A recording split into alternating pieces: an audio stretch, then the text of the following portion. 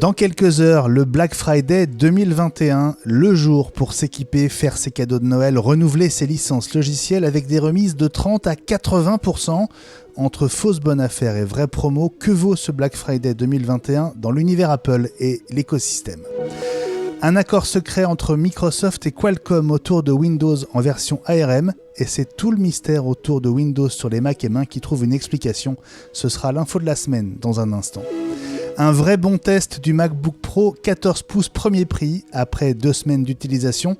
Pas de score Geekbench, que du feeling sans a priori.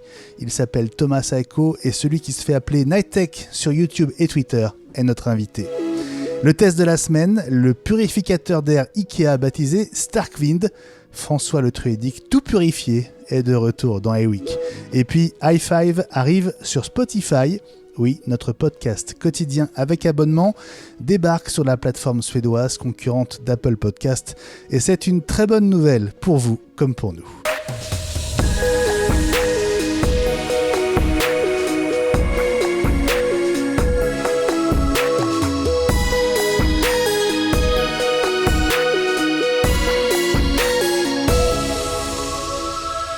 À quelques heures de minuit et du début officiel de ce vendredi 26 novembre, c'est l'effervescence chez les commerçants et dans les back-office des sites de vente en ligne. Le Black Friday 2021, c'est l'événement de la semaine. Très grosse édition en perspective aux États-Unis, mais aussi en France, où il a commencé pour certains marchands depuis début novembre. Je me tourne tout de suite vers toi, Elie Abitbol, cofondateur de MCS à Nice, Cannes et Aix-en-Provence. Alors, est-ce que vous êtes prêts chez MCS ? Comment ça s'annonce globalement ? Et est-ce que vous bossez comme des dingues pour préparer un Black Friday ? Bah écoute, on est au taquet, on bosse pas mal, mais pas tellement comme tu le crois, puisqu'en fait, le plus gros de notre boulot, c'est trouver des produits à vendre pour le Black Friday. Donc c'est un Black Friday qui s'annonce sympathique, mais largement virtuel vu la pénurie, malheureusement, pour certains produits. Bon, on va reparler de ce Black Friday évidemment dans un instant. À tout de suite Elie aussi parce que tu es au programme évidemment, notamment avec ton dîner. Je m'appelle Benjamin Vincent, je suis très heureux de vous retrouver et de vous accueillir pour cette 66e édition d'iWeek, la semaine Apple, le podcast, 14e épisode de la saison 2.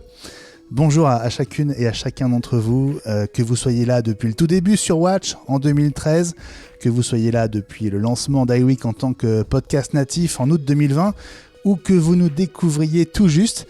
Alors, je t'ai salué Elie, je salue François le Truédic. Salut François, de retour. Salut Benjamin, salut Thomas, salut Elie, salut à tous, très heureux de vous retrouver après 15 jours, j'allais dire off, mais en fait c'était pas spécialement des jours off finalement. C'est vrai. Bon, et là tu reviens pour une semaine intense et intensive puisque le Black Friday te concerne aussi aujourd'hui dans Ma Maison Connectée, notre rendez-vous domotique hebdomadaire. Bah oui, c'est vrai que j'ai guetté un peu les promos et puis je pense qu'il va y en avoir encore d'autres à tomber d'ici là, donc c'est l'occasion, on le dit chaque année, de démarrer la domotique si vous n'avez pas eu l'occasion de vous équiper encore. Il y a plein de bons plans en ce moment, je vais les partager avec vous, mais comme d'habitude, hein, comme tu l'as dit en préambule, c'est vrai qu'il faut se méfier, de temps en temps il y a aussi des choses qui paraissent comme des bons plans mais qui ne le sont pas toujours obligatoirement, donc il y a un peu de tri à faire malgré tout au milieu de tout ça. Et puis on te retrouve aussi tout à l'heure, François, pour le test de la semaine, qu'est-ce que c'est ?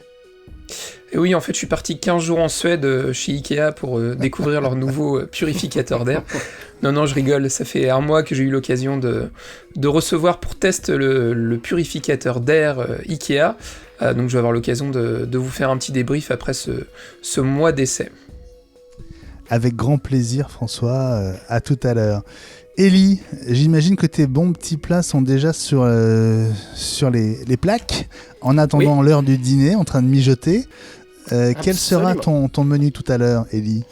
Je vais vous faire une petite entrée un peu guerrière. Il y a eu un petit combat cette semaine, sympathique. Ah ouais. Je vais vous faire rêver sur une technologie sonore qui risque de vraiment bouleverser vos habitudes, à condition que vous ayez un tout petit peu d'argent. Et puis on va finir par une drôle d'histoire, mais vraiment une drôle d'histoire, qui m'a vraiment fait hurler de rire tout à l'heure et qui, à mon avis, va faire notre semaine une fois que vous connaîtrez tous les détails. Génial. Bon, à tout à l'heure, on va se régaler à ta table. Eli, lui, il compte 34 000 abonnés sur YouTube, c'est beaucoup plus que nous, mais on est très heureux de l'accueillir dans iWeek, la semaine Apple, le podcast. Salut Thomas Saiko, alias Night Tech. Hello. Salut tout le monde, c'est vraiment un plaisir d'être avec vous aujourd'hui. Pour une fois, je ne fais pas que vous écouter, en tout cas. Eh bien, écoute, c'est un plaisir de t'avoir dans iWeek. Merci beaucoup d'avoir accepté notre invitation. Alors, je suis tombé sur ton test du MacBook Pro 14 pouces sur YouTube et je l'ai beaucoup aimé parce que tu l'as testé en conditions réelles. Tu fais part de ton ressenti, de ce que tu éprouves devant ce nouveau portable Apple, à l'opposé de ceux qui n'affichent que des scores de performance. Dans cette vidéo, tu pèses le pour et le contre, sans a priori et avec beaucoup d'honnêteté, sur tous les aspects importants de ce nouveau portable. C'est le modèle de base, le moins cher que tu as choisi de tester et d'acheter. C'est volontaire ? Il y a toujours la question du coût qui rentre en jeu, bien entendu. Quand on commence à parler de machines à 2200 €, c'est tout de suite important. Mais après, pour moi, il y avait surtout une question d'être réaliste par rapport à mes besoins, dans le sens où j'avais un MacBook Pro M1, qui est juste là en fait, et qui faisait déjà très bien l'affaire, donc j'étais en mode, j'ai envie de monter en gamme, mais c'était pas un besoin de fou, quoi. Bon, on va revenir sur ton test tout à l'heure avec toi, tu vas nous réexpliquer, tu vas nous faire un peu la synthèse de tes conclusions. Évidemment, bien tu sûr. Interviens quand tu veux. Et sur tous les sujets qui t'inspirent. Alors au programme également cette semaine, comment maîtriser le nom et la photo de vous que reçoivent vos correspondants dans e-message. Ce sera le tuto de la semaine tout à l'heure. iWeek, c'est tous les jeudis avant 20h sur toutes les plateformes de podcast et aussi en vidéo sur YouTube. Le vendredi, on est en train de rattraper notre retard. Encore merci de votre patience et de votre compréhension. Alors soutenir iWeek, la semaine Apple, le podcast, c'est sur patreon.com/iWeek. Merci à celles et ceux qui nous soutiennent déjà. Je vais citer une partie d'entre vous. Isabelle, David, Sandro, Eric, Mehdi, Frédéric, Franck, Jérôme, Gérald. Merci, vous êtes bien plus nombreux encore.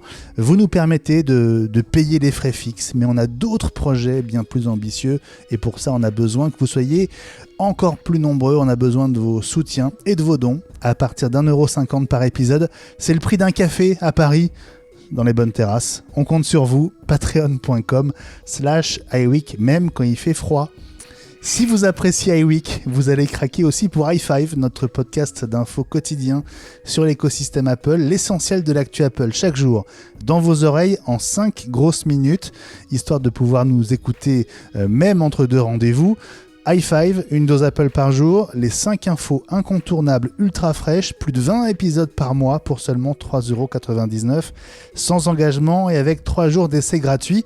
Déjà 58 numéros d'i5 depuis la rentrée et une grande nouvelle, on va en reparler, l'arrivée d'i5 sur Spotify en plus d'Apple Podcast. Ce sera dans Pommes, le JT de la semaine. Et puis entre 2 épisodes d'iWeek, la semaine Apple, le podcast, on reste en contact avec vous. Et on adore ça via Twitter, @iWeekNews avec le hashtag iWeekLSA, LSA comme la semaine Apple. Suivez-nous et n'hésitez pas à réagir à chaque épisode et à nous retweeter. On a aussi besoin de vous comme ça.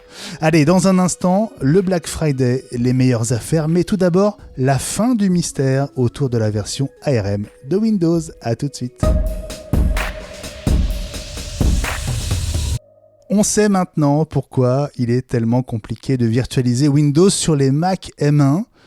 Eli, on en parlait ensemble dans i5 en début de semaine. On a appris l'existence d'un accord secret entre Microsoft et Qualcomm, un accord qui empêchait Microsoft de fournir des versions ARM de Windows en dehors du programme Windows Insider.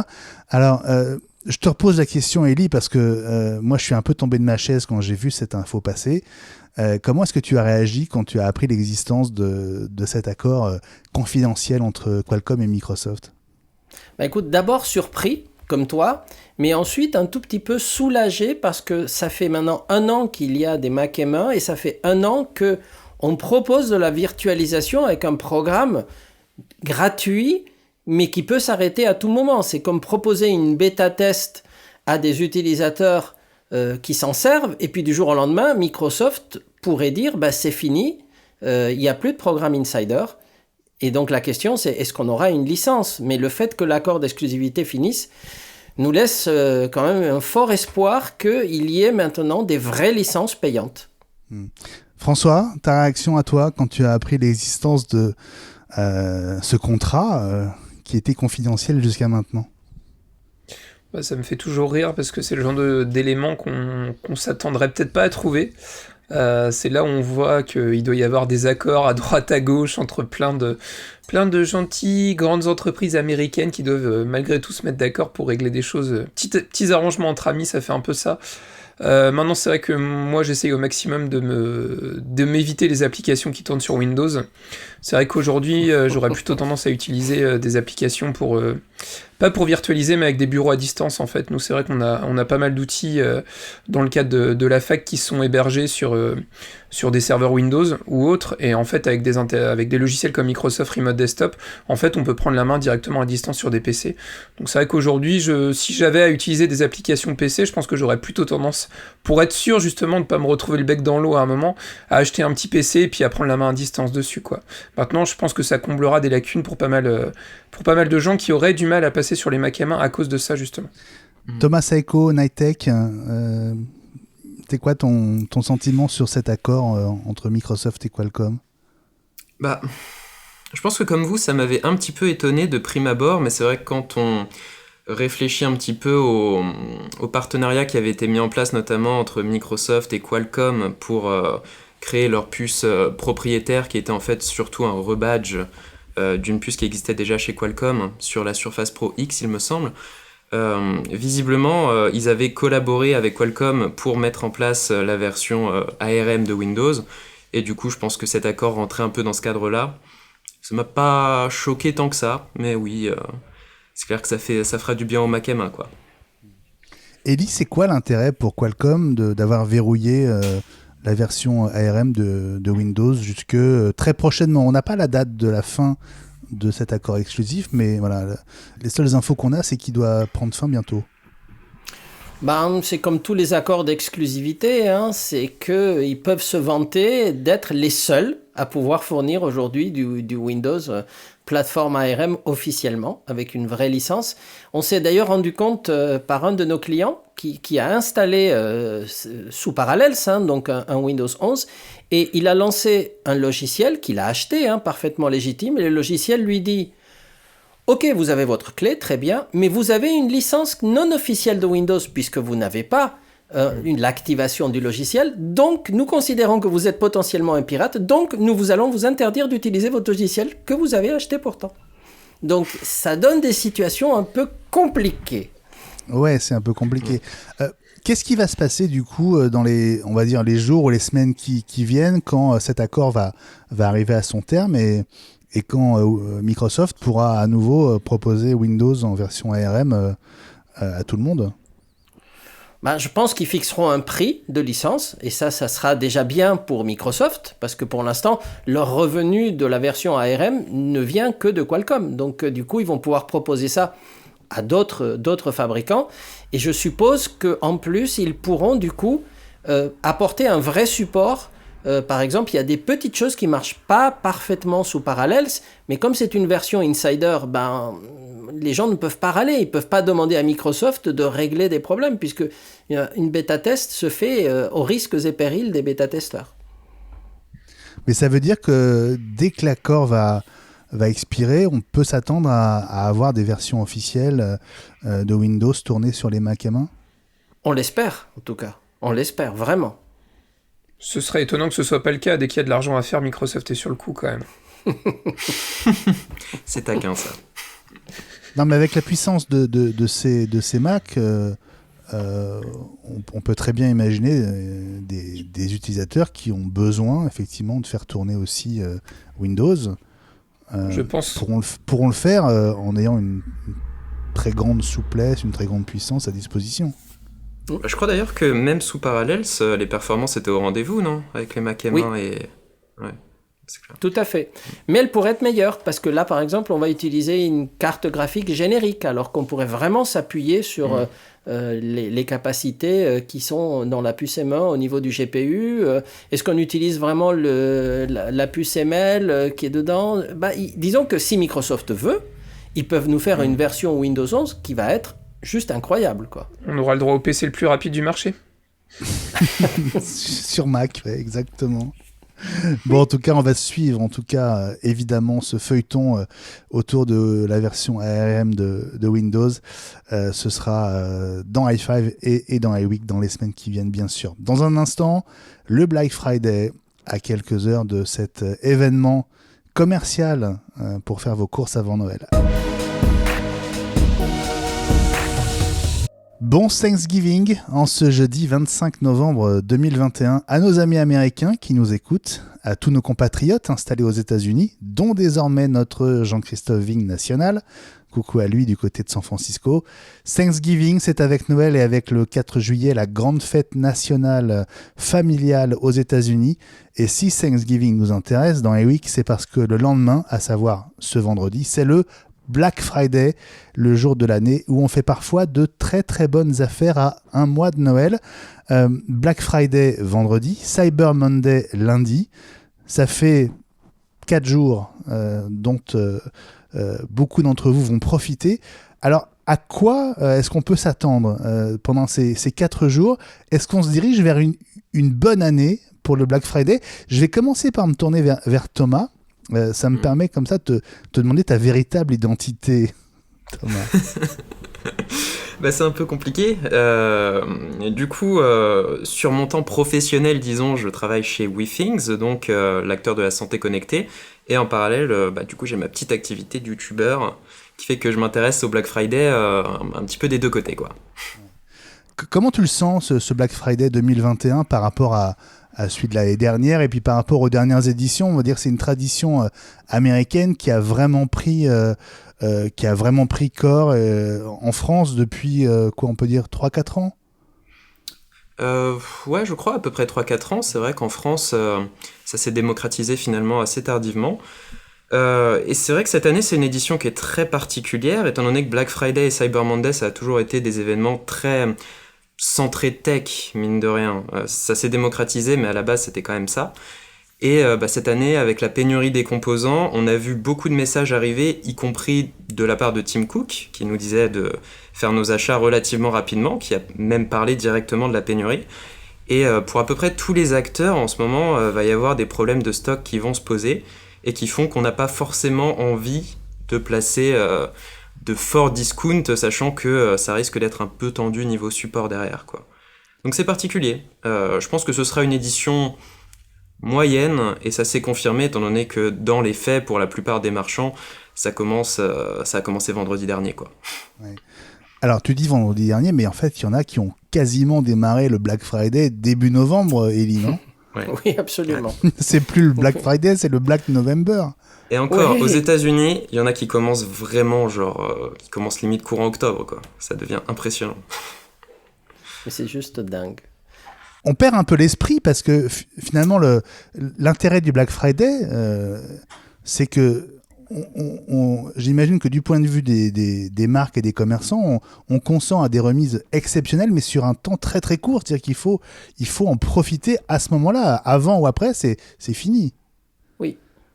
Mais dans le domaine de la tech, c'est plus compliqué parce que les marges sont quand même réduites. Donc, il n'y a pas des offres folles dernièrement, même si tu regardes celle d'Apple, il y a un tout petit peu, histoire de marquer le coup, mais il n'y a rien d'extraordinaire. Alors que dans des domaines comme l'habillement ou peut-être la hi-fi ou dans le domaine des téléviseurs, il y a vraiment des offres Black Friday qui sont à tomber par terre, quoi. Mais les marges ne sont pas les mêmes. Alors, comment ça se présente du côté d'Apple déjà? Traitons le cas d'Apple.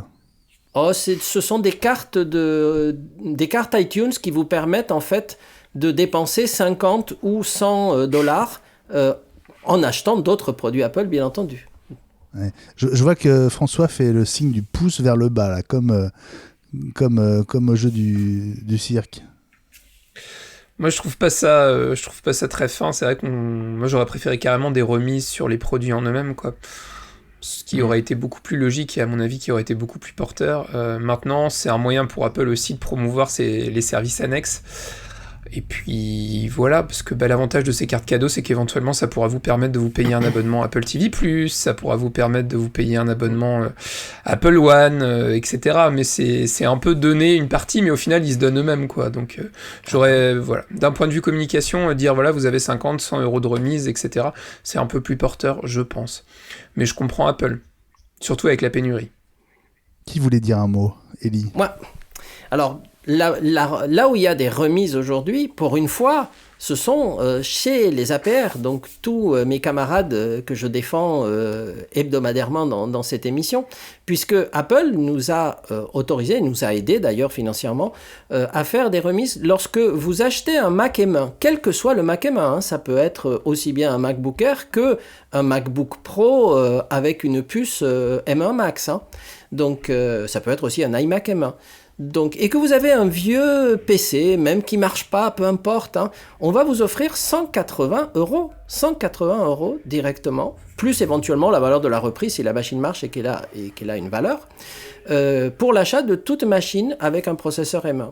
Si vous achetez un iPad Pro ou un iPad Air, on va vous offrir une remise de 100 € contre n'importe quelle tablette, qu'elle marche ou qu'elle ne marche pas. Donc c'est aussi une bonne occasion. Et même si vous achetez une Apple Watch SE, là vous avez directement une remise de 30 €. Pas besoin de rapporter quoi que ce soit, hein. Donc c'est directement une remise de 30 €. Donc voilà, là c'est des vraies remises pour une fois sur certains produits. 180 € sur un MacBook Air, ça fait tout de suite un produit qui est à 940 € au lieu de 1100 et quelques, donc c'est quand même pas mal, hein. Et donc c'est dans tous les APR de France. Donc c'est pas mal. Et en plus, comme il y a pénurie de produits, Apple accepte les commandes. C'est-à-dire que si vous commandez la machine pendant cette période de Black Friday, donc jusqu'à lundi soir, même si on vous la livre mi-décembre parce que malheureusement il n'y en a pas avant, vous avez quand même droit à cette remise. Et ça, je pense qu'Apple a été vraiment fair et ils ont tenu compte de la pénurie parce qu'on leur en a parlé bien sûr dès le départ. Ouais. Alors il y a Apple en direct évidemment et ça fait quand même 2-3 ans que le Black Friday est assez minimaliste, hein, chez Apple, on peut dire ça. En revanche, il y a ceux qui vendent de l'Apple, hein, les APR en France. Aux États-Unis, c'est très spectaculaire. Je parlerai même pas d'Amazon, mais en tout cas chez Walmart, pour les clients donc, qui ont une carte et un abonnement qui s'appelle Walmart Plus, on trouve des Apple Watch série 3 à 109 $ pour le modèle 38 mm et 139 $ en 42 mm sur les AirPods Pro avec MagSafe, donc le modèle le plus récent, 90 $ de réduction, ce qui les met à 159 $ au lieu de 249 $. Est-ce que c'est des réductions dont on va avoir l'équivalent en France? François, toi qui as souvent un œil sur le online. Ouais, sur Amazon, pour pas les citer, on a quand même des réductions récurrentes sur Rakuten aussi. Alors moi je me méfie toujours de ce site-là parce que souvent c'est des produits qui viennent de l'étranger. C'est pas de la vente directe, c'est du marketplace, donc méfiez-vous toujours de ça. Moi c'est vrai que j'ai plutôt tendance à faire confiance à Amazon, c'est très mal, je sais, mais je pense que pour les AirPods, on risque d'arriver... Oui, il y a Ellie qui fait c'est pas bien, je sais c'est pas bien Ellie, j'admets. Mais bon, quand on a moyen d'économiser 100 € par exemple sur des AirPods, ça peut valoir le coup.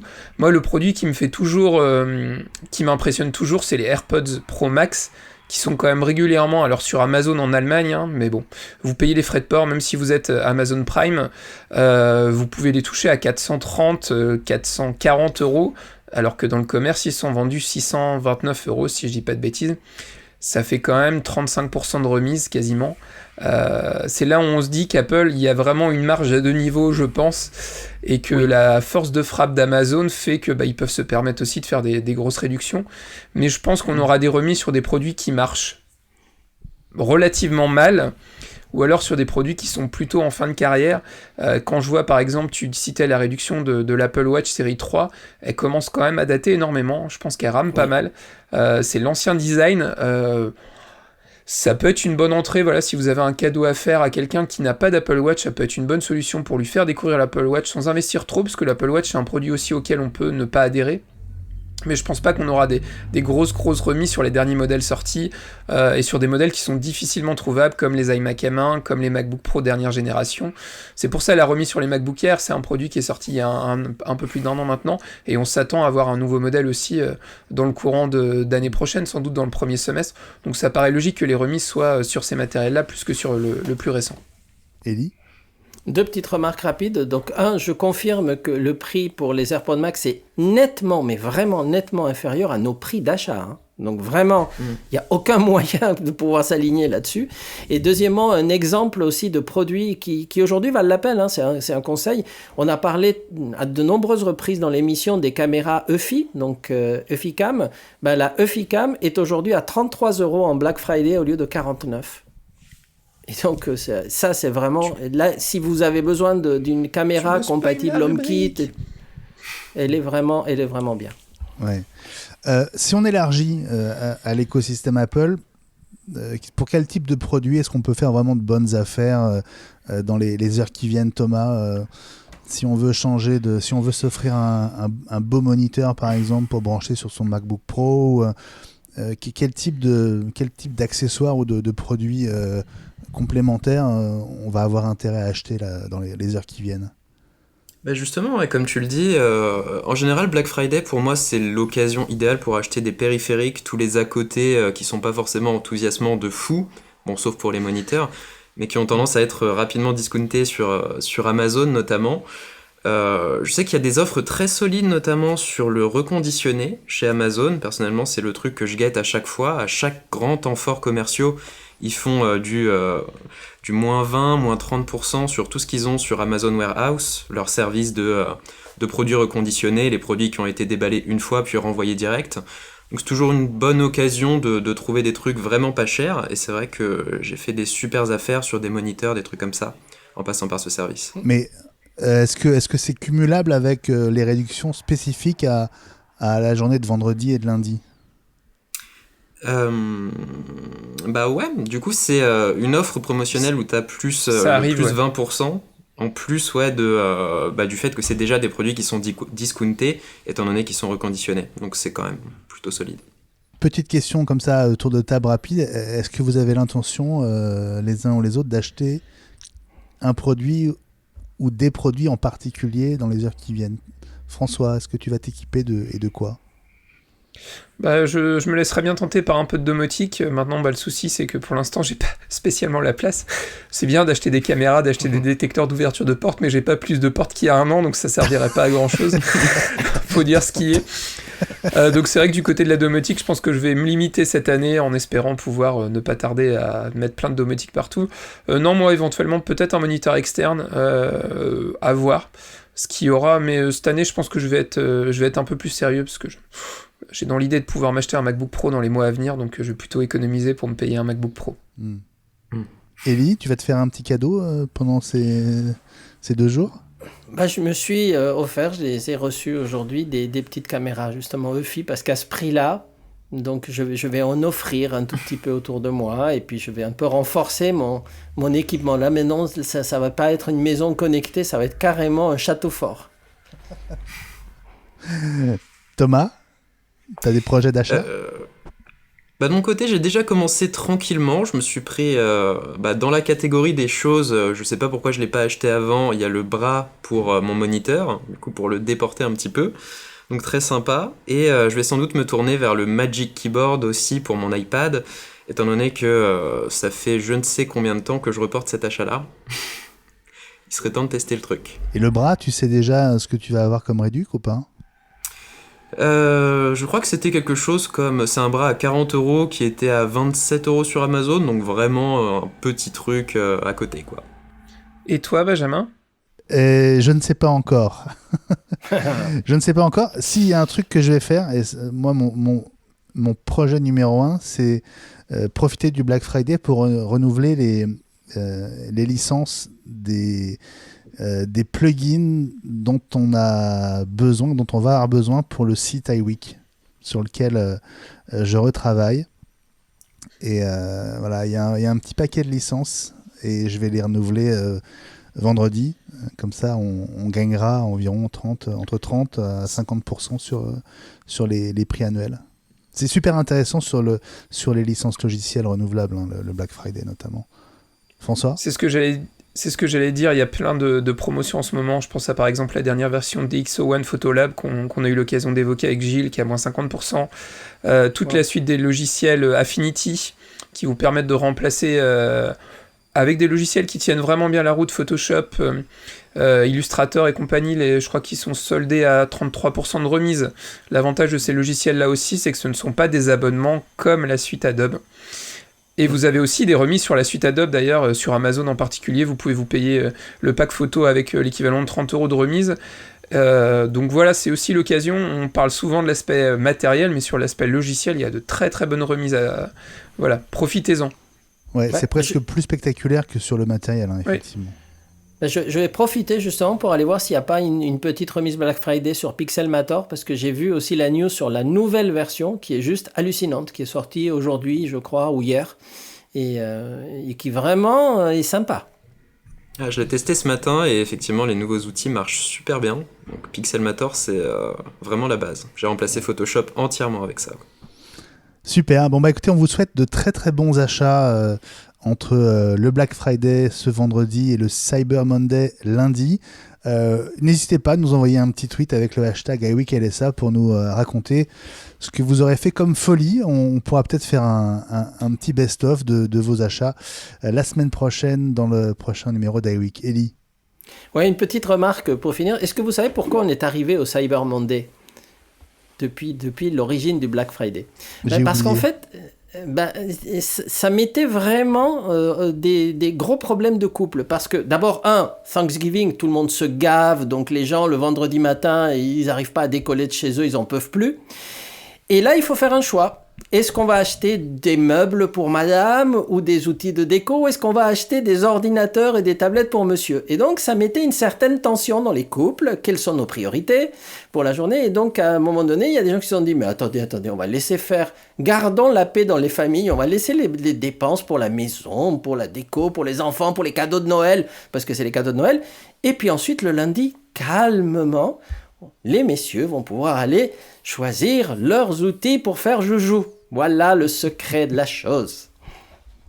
Bon, c'est un peu aussi une séance de rattrapage. Moi, par petite expérience, j'ai toujours trouvé que le Black Friday était plus intéressant que le Cyber Monday. Peut-être que c'est en train de s'équilibrer, peut-être que les promos sont les mêmes. Moi, j'ai tendance à toujours attendre le vendredi, le jour du Black Friday. J'ai vu passer plein de messages, de mails, notamment d'éditeurs de soft, qui m'encourageaient à profiter des 30% de remise seulement jusqu'à jeudi. Je suis sûr que vendredi, il y aura encore mieux, en fait. Donc, j'ai refusé les 30% en me disant qu'il y aura peut-être 50 vendredi. Bon, on verra bien. Ce sera la surprise. En tout cas, bonne chance à tous. Et n'hésitez pas à nous faire part de vos trouvailles. Allez, dans un instant, Pommes, le JT de la semaine. À tout de suite.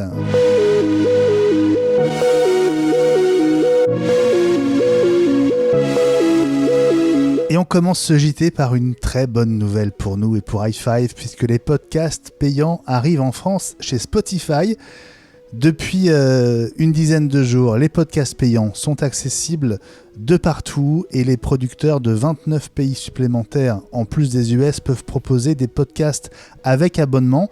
La France, qui n'était pas dans cette liste des 29, a été ajoutée depuis ce lundi. Alors en théorie, on est en train de s'en occuper, mais on va dire que Spotify ne prend pas trop la peine d'expliquer le processus et la marche à suivre, qui consiste notamment à faire héberger son futur podcast payant chez Anchor, dont Spotify a fait l'acquisition. Bon, nous on est chez Ocha, donc il faut un petit peu qu'on se démultiplie. C'est ce qu'on est en train de faire, donc c'est une question de quelques jours probablement. Quel intérêt pour nous, me direz-vous? Eh bien, potentiellement un doublement du public potentiel.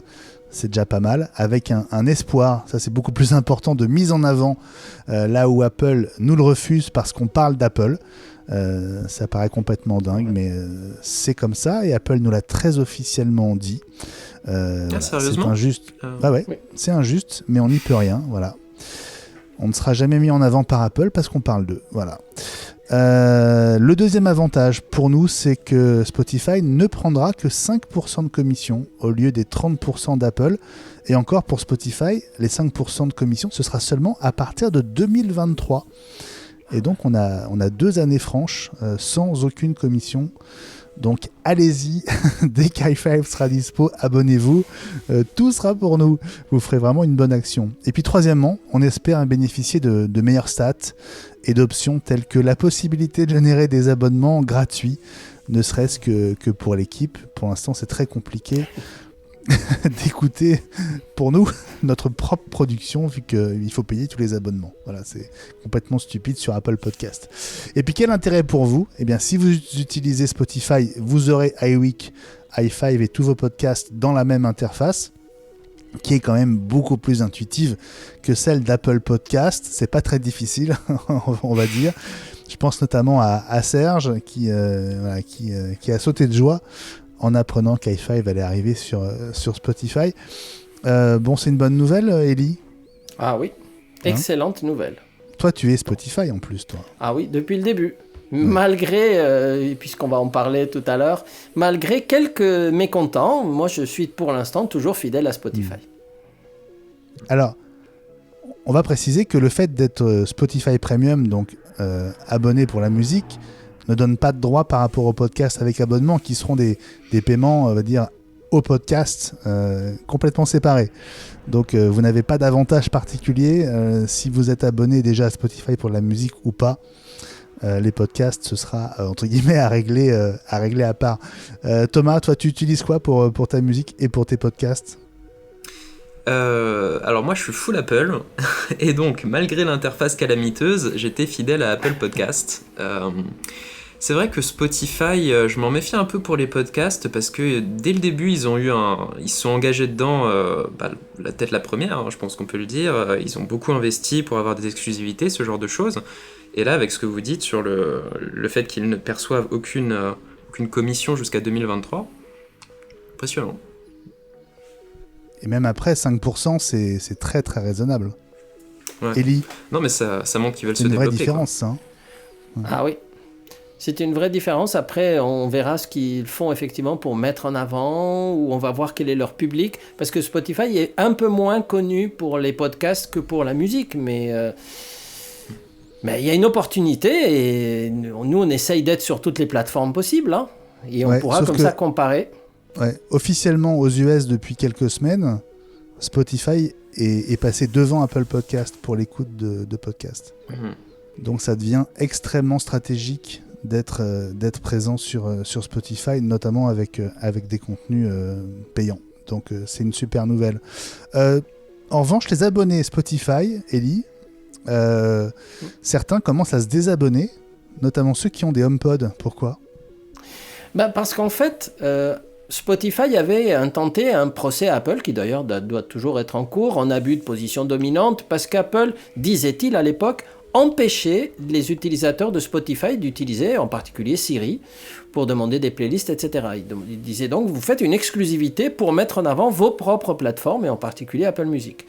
Ceci est réglé depuis iOS 14, donc encore plus depuis iOS 15, où maintenant les API sont disponibles, et d'autres services de musique, comme Deezer, je crois qu'il y en a un ou deux autres, ne se sont pas privés d'apporter ce support. Or, Spotify, qui a les mêmes ressources, pour l'instant, ils font un tout petit peu les morts, c'est-à-dire que ce n'est toujours pas accessible. On peut toujours utiliser AirPlay, bien sûr, mais ce n'est pas accessible par la voix, et on n'utilise pas toute la puissance d'un HomePod mini pour écouter ses chansons préférées. Et donc, il y a des utilisateurs qui sont très mécontents.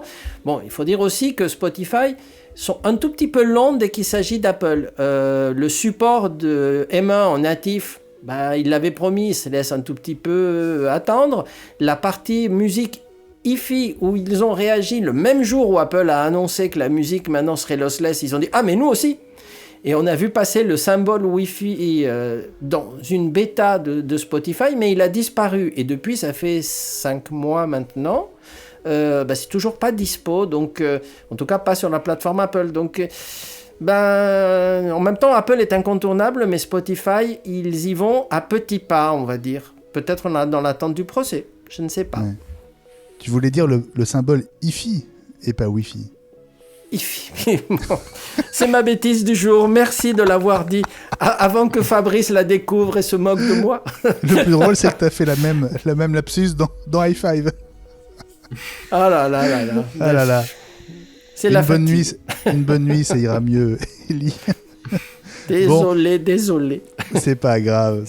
Bon, tant qu'on y est et qu'on parle d'Apple Podcast, vous avez peut-être entendu parler de ces soupçons de manipulation de notes dans l'appli sur l'App Store. Vous savez peut-être, c'était très discrètement lancé par Apple en septembre, que les applis Apple peuvent maintenant être notées et elles peuvent recevoir des commentaires comme les autres depuis la rentrée. Bon, jusque-là, c'est plutôt positif. Le souci, c'est qu'un peu par magie, l'appli Apple Podcast, dont on est les premiers à ne pas penser beaucoup de bien, est soudainement passé de la note méritée d'1,8 étoile sur 5 à 4,6, sans qu'aucune mise à jour ne vienne corriger les défauts de l'appli. En 2 mois, Apple Podcast a quand même attiré 18 000 notes pour donc se retrouver à 4,6. François, on a eu ton avis dans High Five sur le sujet. Ellie, est-ce qu'il faut mettre un petit peu en doute, on va dire, le caractère authentique de ces 18 000 notes, à ton avis ? Pas du tout. Apple ne se permettrait pas de faire ça, voyons, dit-il. Mais vous savez qu'il y a des sociétés en Inde, et Apple est très présent en Inde, qui sont spécialisées pour faire remonter les notes. Hein. Donc que ce soit quand vous avez une mauvaise note dans Google, un mauvais commentaire, ou une mauvaise note dans une appli notée, il y a des spécialistes en Inde qui ont des gens qui toute la journée mettent des bons commentaires, des bonnes notes, etc. pour faire remonter artificiellement ça. Donc la méthode existe, alors est-ce qu'Apple l'a fait ? Ouais. Thomas ? J'aurais tendance à dire que dans le climat actuel pour Apple, ce serait quand même un move vraiment pas malin de faire ce genre de truc. Donc, j'ai envie de dire, j'y crois pas parce que ce serait vraiment stupide. Après, bon, voilà, on saura jamais. En tout cas, ils ont les moyens de se payer une ferme d'iPhone qui vote favorablement sur l'appli Apple Podcast. Mais oui. Moi, je dirais que les 18 000 nouvelles notations, ils ont qu'à se dénoncer, enfin, en tout cas, à s'afficher en disant « Mais nous assumons, on adore Apple Podcast, c'est une super app, et on assume. » Et alors là, bravo, rien à dire. Bon, c'était notre info de la semaine dernière, l'ouverture annoncée pour le début 2022 de ce store dédié aux pièces détachées pour iPhone et pour Mac. On en sait un peu plus depuis la semaine dernière.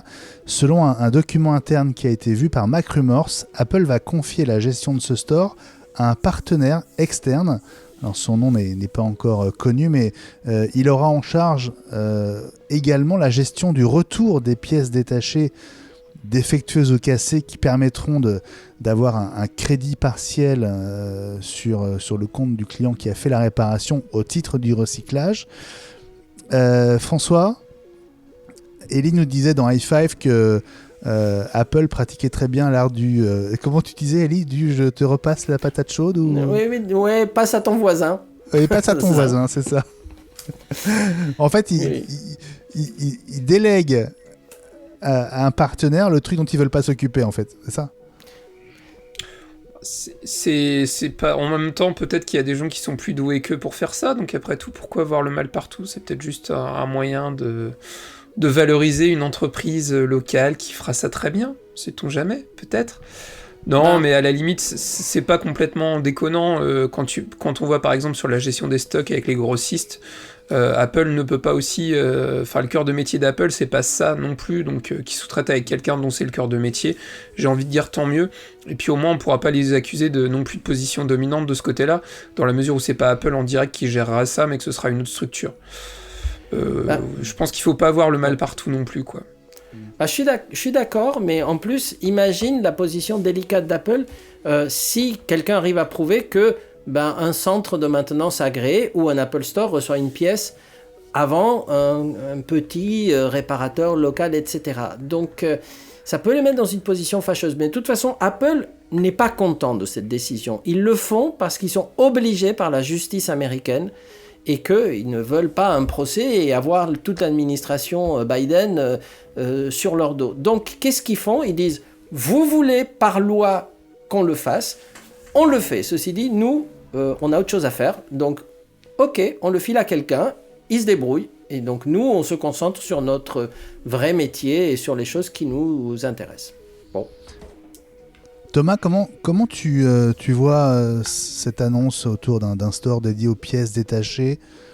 Est-ce que c'est un moyen juste pour Apple de contrer les critiques qui lui auraient été faites alors qu'une loi est en préparation aux US sur le sujet?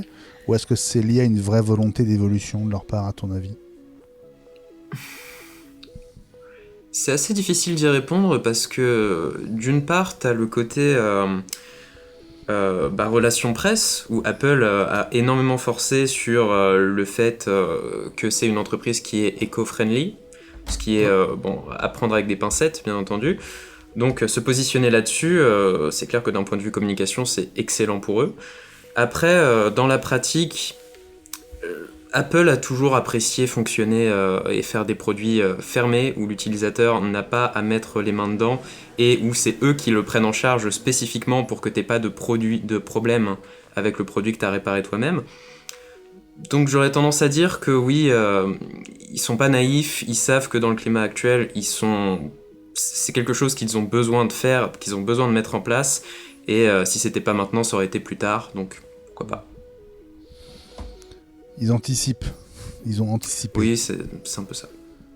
Bon, en tout cas, une première étude indique que très peu de clients profiteront du store pour repousser l'achat d'un nouvel iPhone. Et donc, Eli, a priori, il y aura très peu d'impact sur les cycles de renouvellement d'iPhone. Oui, je pense que les gens qui ont l'habitude de changer leur iPhone tous les ans ou tous les 2 ans continueront pareil. Hein. Par contre, ceux qui ont un iPhone en panne, ils auront un canal, un iPhone ou un Mac, un canal de plus, mais on en a déjà parlé longuement, avec des risques. Et ceux qui veulent réparer eux-mêmes chez eux, il y a des kamikazes, il y en a toujours eu.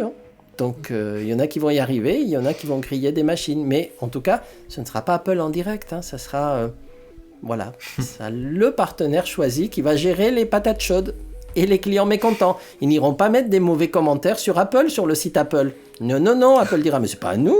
Allez voir cette société, nous on n'y pour rien, on n'a rien touché. Nous. Moi ce que j'ai hâte de voir, c'est apparemment ils vont te forcer à lire un guide qui t'explique ce que tu vas devoir faire, genre avant que tu puisses acheter une pièce. Donc en gros, pour faire en sorte que les gens qui ne soient pas qualifiés pour faire des réparations ne se mettent pas à passer commande et à se plaindre qu'ils n'y arrivent pas. J'ai très hâte de voir la logistique qu'il y aura derrière ce truc. Ils vont tester ton niveau, ça, en fait. Mais oui, ben oui. Mais si tu savais à quel point c'est compliqué pour nos techniciens, moi j'ai un technicien qui a presque 30 ans de boîte, pour lui de commander une pièce, alors qu'il connaît tout, qu'il connaît par cœur, etc. Mais dès qu'il y a un nouveau modèle qui change, il faut qu'il repasse une série d'examens de dingue et tu ne peux pas les rater. Et tant que tu n'as pas tout réussi, tu ne peux pas commander la pièce. Donc c'est vraiment... c'est super strict. Oui, ça va être un petit peu le même processus finalement sur le store. Ben, si c'est comme ça, bon courage, parce qu'il n'y en aura pas beaucoup qui vont arriver au bout du processus. Moi, c'est du vécu. Bon, pendant ce temps, le procès Epic Games contre Apple, nouveau rebondissement. Vous savez qu'Apple s'est pris une petite dawa là. Apple avait essayé de repousser la date butoir pour respecter l'injonction, date butoir qui a été fixée au 9 décembre. Donc Apple a été débouté. Apple a de nouveau fait appel de la décision et demande à nouveau de suspendre l'injonction, au moins le temps que tous les recours et tous les appels soient examinés. On va rappeler que l'injonction, elle oblige Apple à arrêter d'interdire aux développeurs de mentionner à l'intérieur des apps qu'il existe d'autres moyens de payer à l'extérieur de l'App Store.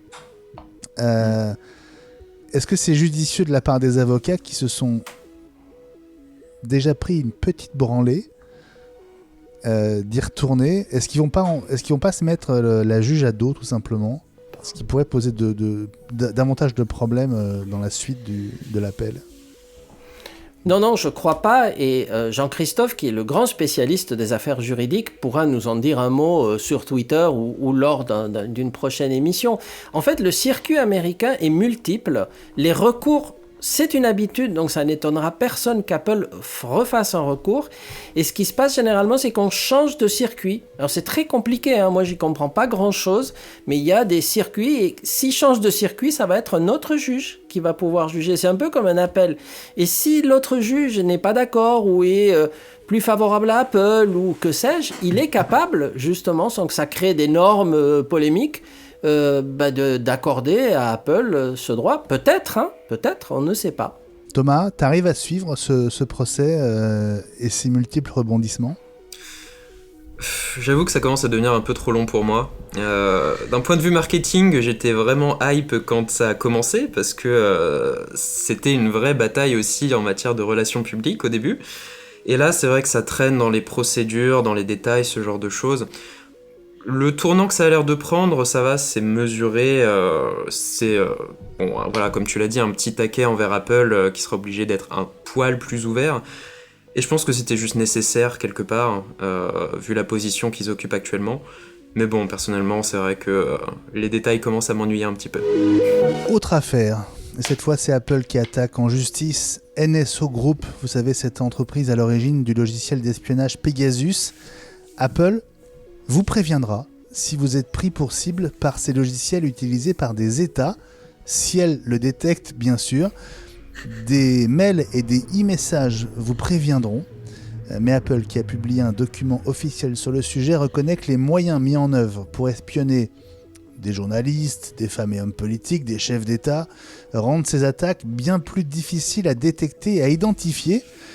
Quand vous vous connecterez au site d'Apple avec votre Apple ID, si vous êtes l'objet d'une surveillance via un de ces logiciels, une bannière avec une notification de menace apparaîtra.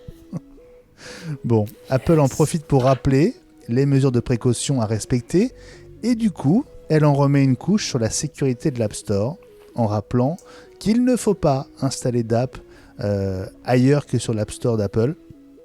Et là, Ellie, on se demande s'il n'y a pas une sorte de convergence de sujets et d'intérêts pour Apple là, entre les deux news.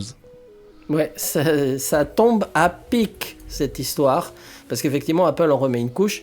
Et puis, à un moment donné, je me demande si ça ne va pas devenir carrément une marque de célébrité. C'est-à-dire que si toi, tu te connectes sur ton Apple ID et on te dit « Vous êtes peut-être l'objet d'une surveillance d'un État », alors là, tu peux dire « Bon, ça y est, j'ai réussi ma vie, c'est comme la Rolex, je suis sous les projecteurs, les grands de ce monde s'intéressent à moi et tout. » Donc, bon,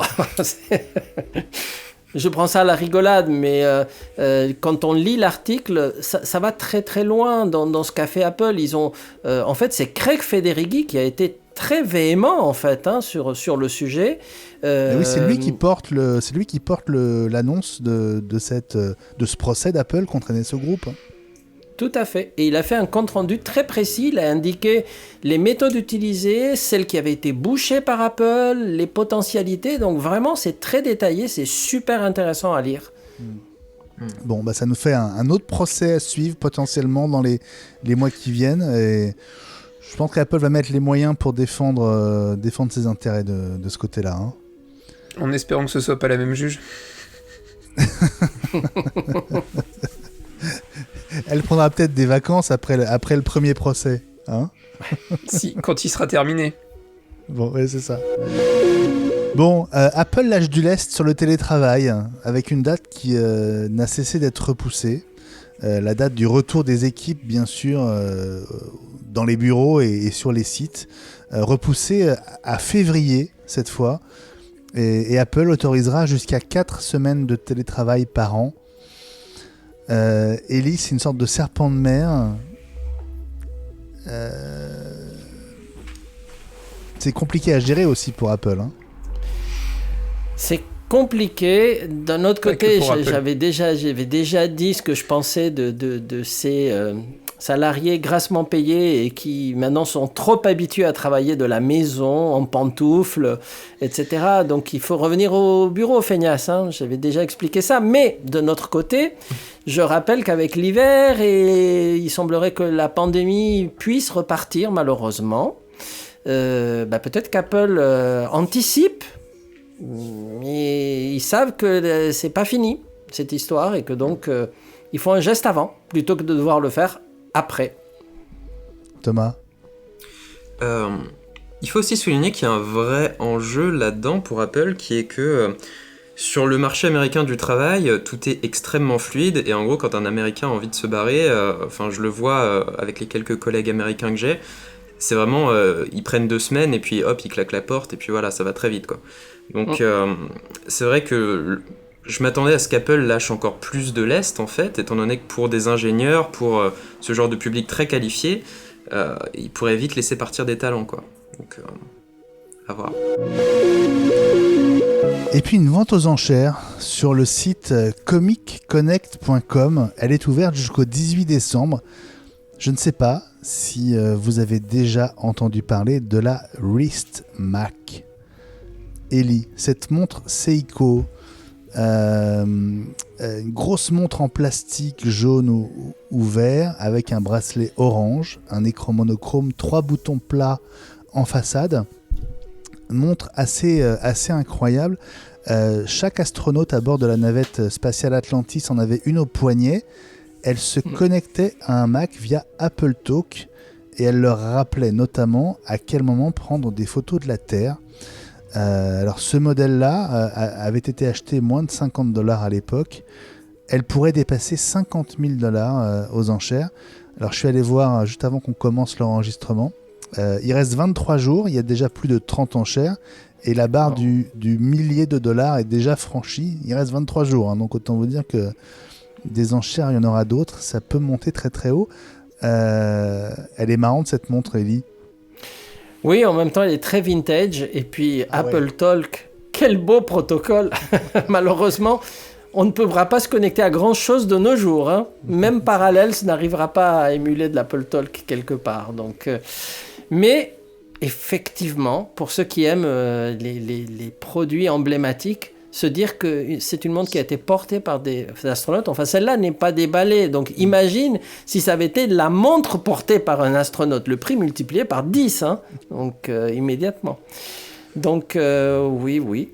Il y a des gens qui achètent et qui ont beaucoup d'argent et qui peuvent acheter des Apple 1 à des millions de dollars et d'autres produits comme ça, ou des tableaux pour des prix qui sont encore plus fous. Quand on aime, on ne compte pas. Ouais. Bon, en tout cas, c'est un peu l'ancêtre de l'Apple Watch. François, tu veux pas te l'offrir ? Si, évidemment, mais elle rejoindra le musée de tous mes produits qui valent très très cher. Non, plus sérieusement, c'est vrai que c'est toujours intéressant, c'est un bout d'histoire, donc je comprends que ça puisse attirer les geeks qui ont les moyens. Voilà, moi c'est vrai que j'ai gardé ma première Apple Watch, le problème c'est qu'elle marche plus aujourd'hui, parce qu'hélas, un jour je l'ai rebranchée, elle marchait plus, mais c'est vrai que c'est toujours sympa ces objets vintage, donc je comprends qu'on puisse, si on a les moyens, se laisser tenter, quoi. Voilà, c'est la fin de ce JT de la semaine. Dans un instant, que vaut le nouveau MacBook Pro 14 pouces d'entrée de gamme ? On va en discuter avec notre invité Thomas Saiko, alias Nighttech sur YouTube et Nighttech_YT sur Twitter. À tout de suite. Thomas, tu as testé donc le MacBook Pro 14 pouces. Alors, j'ose pas dire d'entrée de gamme, mais c'est le moins cher en tout cas de tous. Sur ta chaîne YouTube, on peut rappeler l'adresse ? Du coup c'est youtube.com/c/Nighttech. Nighttech, Nighttech. Explique-nous d'abord ton choix de ce modèle. C'est donc le moins cher des MacBook Pro que tu testes dans cette vidéo. Ouais, totalement. Moi, j'ai dû aussi faire le choix très pragmatique du fait que je me voyais pas spécialement avoir besoin, en tant que petit producteur de vidéos semi-pro, d'une machine plus performante que celle-ci. Et étant donné que la puce M1, il faut le souligner, était quand même déjà plus que capable de faire tourner les tâches d'un créatif comme moi, bah, c'est vrai que les avantages de multiplier les cœurs, c'était pas forcément spécialement intéressant, quoi. Ouais. Donc tu voulais à la fois comparer le MacBook Pro à ton expérience avec le M1, le 13 pouces que tu as depuis l'année dernière, et en même temps tu voulais découvrir cette nouvelle machine, ce nouveau design, le clavier, l'écran, les ports, enfin tout ce qui fait sa spécificité. Ouais, c'est ça. Bah, en fait, je trouve... j'étais vachement enthousiasmé par les précédents MacBook Pro, mais pour des raisons qui étaient bien différentes, qui étaient que c'était des machines qui avaient un parti pris et qui étaient presque un gage de ce que pouvait être le futur de l'informatique, le tout USB type C, des machines ultra fines et qui se voulaient performantes. Ça l'a pas forcément été, il y a eu des problèmes de fiabilité, tout ça. Mais dans l'absolu, c'est vrai que c'était une belle philosophie, alors que ce que je voulais tester avec cette machine, c'était une forme de retour au pragmatisme en fait chez Apple qui s'est dit bah on va arrêter de faire des machines en ignorant les lois de la thermodynamique, en ignorant qu'une machine a besoin de ventilation, qu'on a besoin de ports aussi pour fonctionner. Et bah c'est vrai que c'est un beau virage dans la pratique, mais j'aurais tendance à dire que oui, dans l'absolu, j'aurais bien aimé qu'on continue sur des machines ultra fines et qu'on réussisse à faire en sorte que tout ça marche. Mais ouais, voilà. Du coup, je suis très content à l'usage, mais aussi un peu en mode... c'est des superbes machines qui, bon, voilà, elles sont superbes parce qu'elles sont réalistes, quoi. Alors, je vais lire le texte d'intro de ta vidéo. Devriez-vous vous tourner vers l'entrée de gamme du MacBook Pro 14 pouces, demandes-tu. Après 2 semaines d'usage, j'aimerais vous donner mon avis sur la machine. Entre puce M1 Pro tronquée, format sublimé et avantages habituels de l'écosystème Apple, il y a beaucoup de choses à souligner sur ce nouveau MacBook. Alors, j'ai remarqué ton M1 Pro tronqué. Est-ce que ça veut dire que tu avais peur, on va dire, de choisir le mauvais cheval? Est-ce que c'est à cause des 8 cœurs CPU? Est-ce que tu t'es dit que c'était un peu le vilain petit canard de la gamme, ce modèle d'entrée de gamme? Bah, c'est vrai que ça l'était sur le papier, parce que quand tu sors d'une conférence où le modèle qui a été présenté, concrètement c'était le 10 cœurs CPU, 16 cœurs GPU, et que tu vois que l'option de base, c'est pas du tout ça, bah forcément t'as un petit moment d'hésitation, qui est naturel en vrai, parce que le discours d'Apple était différent de ce qui est proposé ici. Et bah c'est vrai qu'au final, j'ai pas eu spécialement peur dans la mesure où... bah voilà, enfin, je connaissais déjà les performances de M1 qui ont été encensées en vrai pour les particuliers, il n'y a pas de souci là-dessus. Et donc en me dirigeant vers cette puce, j'étais simplement curieux de voir justement ce qu'on pouvait en tirer, ce qu'on pouvait tirer par rapport à cette puce M1. Et bah, au final, j'ai pas été déçu parce que c'est vrai que le niveau de performance qu'on obtient sur cette machine-là est quand même vraiment notable. Tu peux nous rappeler la config que tu as testée? Ah donc c'est vraiment entièrement stock pour le coup, j'ai même pas pris le chargeur rapide à 20 € supplémentaires parce que je l'avais pas vu, mais voilà. Donc Oui, c'est 8 cœurs de CPU, 14 de GPU, 16 Go de RAM et 512 Go de stockage quoi. Déjà une config assez séduisante en soi. Ouais. Est-ce qu'il y a une des caractéristiques qui, entre guillemets, te faisait peur, hein, ou à propos de laquelle tu te disais bon, je pars là-dessus, mais je fais peut-être une connerie? Bah, peut-être un petit peu le fait d'avoir le même nombre de cœurs que sur M1. Et c'est vrai qu'avec la technologie, en soi, tu sais jamais si sur le papier, en vrai, ça va pas se traduire par une absence totale de gain. Bon, après, tu vois que c'est 6 cœurs performance et 2 cœurs à économie d'énergie, disons, contre 4 cœurs performance et 4 à économie d'énergie pour le M1 simple. Mais c'est vrai que personnellement, j'ai pas été si hésitant que ça, dans la mesure où habituellement, Apple est bon pour livrer ce qu'ils promettent, plus ou moins. Donc concrètement, je savais qu'en dirigeant... On dit aussi qu'il faut toujours éviter le premier modèle. Tu sais. On le dit aussi. Bah, c'est clair que c'est arrivé souvent. Hein. La première génération le premier modèle de la génération précédente de MacBook Pro, ceux de 2016 là, c'est une catastrophe concrètement. Il y en a encore qui traînent dans mon entreprise et ils sont pas beaux à voir aujourd'hui. Mais de manière générale, oui, le fait qu'Apple décide justement d'effacer ce qu'ils ont fait sur la génération précédente, que ce soit la touch bar, que ce soit le clavier papillon et tout ça, et qu'ils reviennent sur des bases saines, faisait que je me suis pas vraiment posé de questions, concrètement. Ça me semblait être assez solide. Alors, quand tu as reçu ce MacBook Pro 14 pouces, le premier contact, premier allumage, le premier... je sais pas ce que tu as fait en premier avec, quand tu as commencé à l'utiliser. En soi et par rapport à ton M1 13 pouces, qu'est-ce qui t'a sauté aux yeux ? L'écran. Genre, vraiment, cet écran mini LED, on a beaucoup parlé des performances, on a beaucoup parlé de M1 Max dans l'actualité, de ce genre de choses, mais ce qui te change, c'est vraiment cet écran, c'est le truc avec lequel tu interagis, donc c'est normal quelque part. Mais le rendu du mini LED, sans être révolutionnaire, tu remarques tout de suite que les couleurs sont vraiment un cran au-dessus de ce qu'elles étaient précédemment. Si pour peu que tu ailles sur YouTube et que tu réussisses à trouver une vidéo en HDR, le rendu claque. T'as vraiment l'impression d'être face à une fenêtre vers la réalité, en fait. Enfin, c'est super notable. Et après, quand les haut-parleurs se déclenchent, mais les haut-parleurs de cette nouvelle génération, sur le modèle de 14 pouces ici, donc vraiment sur un ultra portable, c'est incroyable de voir ce que les 6 haut-parleurs embarqués sont capables de rendre. Enfin, l'écoute de musique est enfin confortable sur un portable, ce qui pour moi, c'était un exploit, quoi. Donc c'est vraiment tous ces petits à côté, tout le package autour de ces puces M1 Pro et M1 Max dont on a au final beaucoup parlé, c'est ce que j'ai remarqué en premier lieu, quoi. Ouais, donc l'écran et la qualité du son. Au niveau du design même, ce côté un peu massif, hein, dont on a déjà pas mal parlé, le poids, l'épaisseur, le nouveau clavier, voilà, quelle impression il t'a fait d'emblée, et est-ce que tu t'es habitué finalement à ce design ? Oui. Ça, après, l'appréhension d'une machine, c'est toujours quelque chose qui passe assez vite au second plan. Et même en travaillant encore sur un 13 pouces, même en ayant encore mon MacBook Pro M1 à côté, c'est vrai que quand je passe sur une autre machine, j'ai effectivement ce moment de « Ah, c'est plus fin, c'est cool ». Mais en soi, il faut pas oublier que si c'est des machines qui peuvent paraître un peu massives, étant donné que c'est un format plein, quoi, elles restent relativement fines.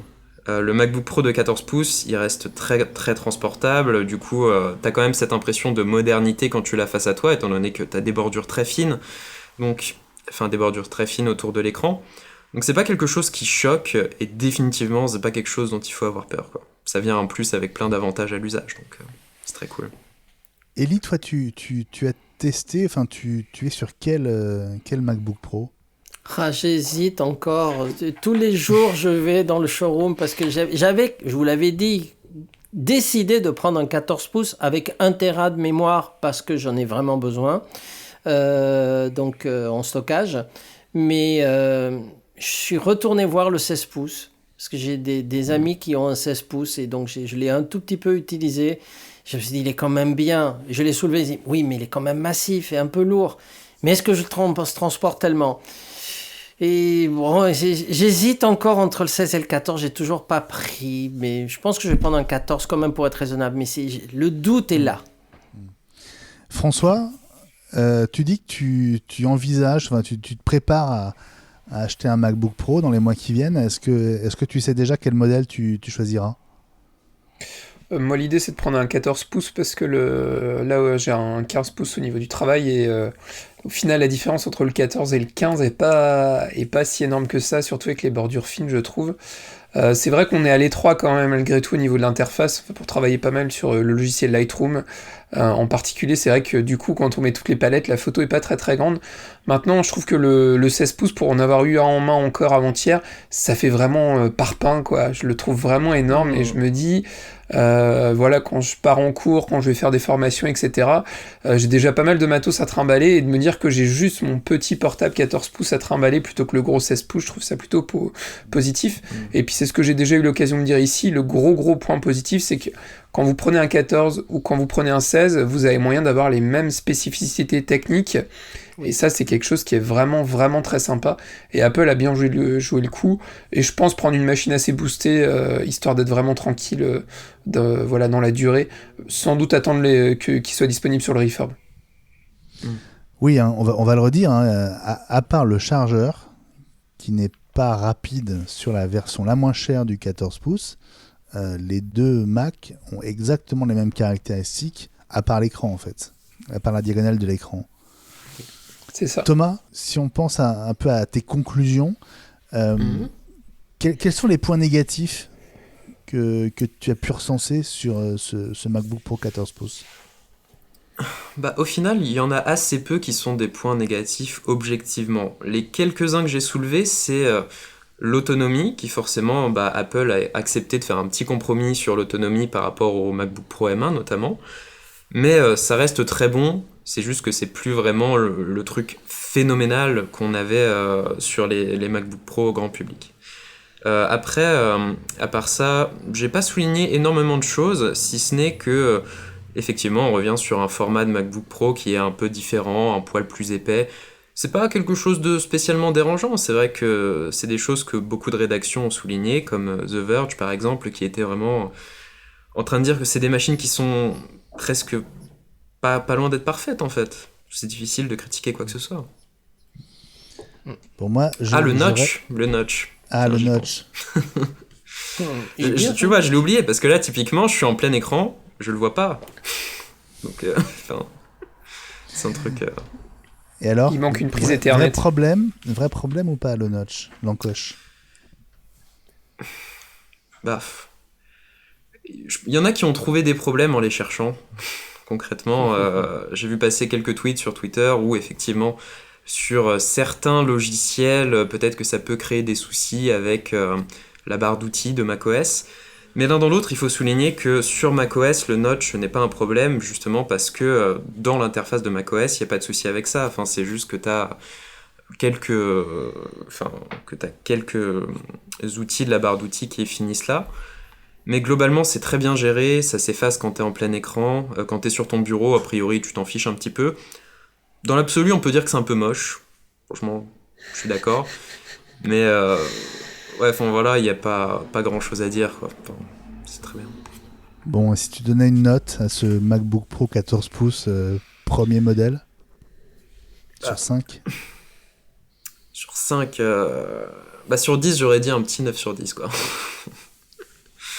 Juste parce que rien n'est jamais parfait, parce que j'aimerais bien avoir une autonomie encore meilleure, mais à part ça, c'est vrai que pour un petit créatif comme moi, pour un semi-pro, tu peux pas demander plus en fait. Enfin, c'est vraiment très bon. Bon, il manque juste l'Ethernet sur le chargeur. Hein. C'est ce que je suis d'accord. Hein, ça me manque, moi. Oui. Et s'il avait été présent, on aurait pu se passer enfin de ces PU d'adaptateurs constables qui sont pas toujours fiables, etc. Moi, je pensais vraiment qu'Apple allait nous réserver la belle surprise de nous coller l'Ethernet dans le boîtier d'Alim. Hélas, non. Ce sera peut-être pour une génération qui viendra après, mais à mon avis, s'ils l'ont pas fait là, je suis pas sûr qu'ils le feront un jour.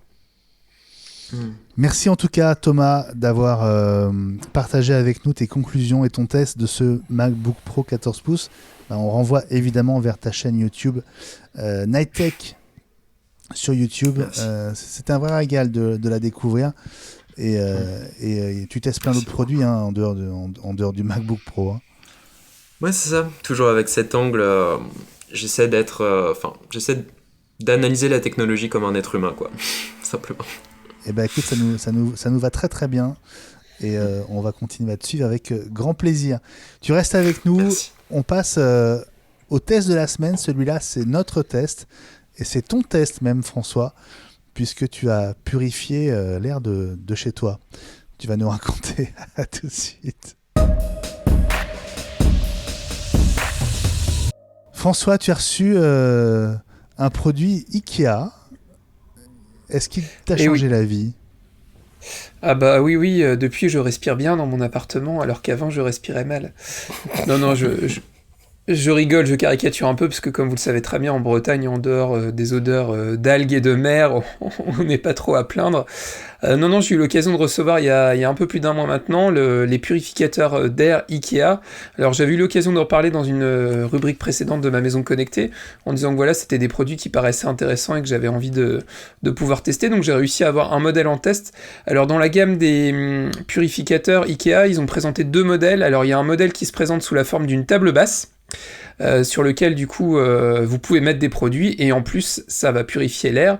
Moi le modèle que j'ai eu c'est un grand modèle rond qui est assez gros mais qui je trouve est plutôt discret et plutôt moderne et ça ressemble énormément à des produits Apple en fait. J'ai trouvé que voilà, par exemple je l'ai mis dans le salon à côté des HomePod, ça dénote pas. C'est gros mais ça dénote pas.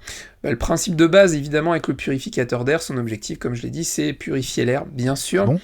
Il est fourni en standard avec un filtre à particules qui est capable d'effacer 99,5% des particules fines qui sont présentes dans l'air. On parle de poussière et de pollen, et ça va dans les pièces qui font à peu près 20 mètres carrés, donc moi c'est la superficie à peu près de ma chambre, vu que j'ai testé dans la chambre et aussi dans la salle à manger. Vous avez aussi la possibilité de rajouter en option un filtre qui enlèvera les odeurs de cigarettes, les odeurs de cuisson, donc ça c'est un filtre optionnel que vous pouvez acheter chez Ikea, et en fait ces 2 filtres-là vont du coup se cumuler. Donc comme je le disais, c'est un beau bébé quand même, hein, il fait 53 cm de hauteur, 51 de largeur, et 19 cm de profondeur, donc ça fait quand même un bon produit. Maintenant l'intérêt aussi c'est que vous avez un fil électrique qui est assez long, il fait 1,50 m, mais voilà, je trouve que ça dénote pas trop dans la maison et ça fait pas tâche du tout. Bon, ce test a donc toute sa place dans ma maison connectée, François, parce qu'il est connecté. Oui. Effectivement, alors j'ai demandé aussi à pouvoir le tester parce que je n'avais encore jamais eu l'occasion de tester des produits Ikea dans ma maison connectée. On avait déjà eu un auditeur qui était intervenu et qui nous avait présenté cet écosystème-là. Je me souviens d'une discussion avec Guillaume Jette à l'époque d'iWeek sur Watch TV où il nous avait dit que vraiment l'écosystème Ikea était particulièrement compliqué. Donc moi c'était l'occasion de le tester. Alors pour le connecter évidemment il faut une passerelle.